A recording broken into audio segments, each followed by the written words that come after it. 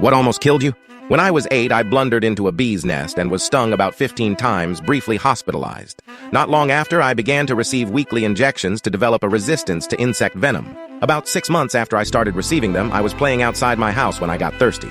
So I headed over to the water faucet where the garden hose got attached, and as usual, I stuck my mouth on the end and opened the water valve. Before the water arrived, I realized something else had preceded it into my mouth.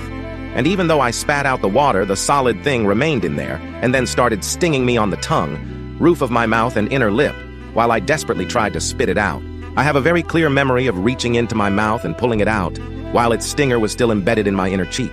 The next thing I remember is lying on a gurney while they cut off my sneakers because my feet had swelled so much they wouldn't slip off.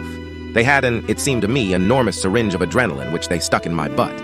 The only other thing I remember, or maybe remember my mother telling me, is one of the doctors saying that if I lived 5 minutes further from the hospital, I may have died.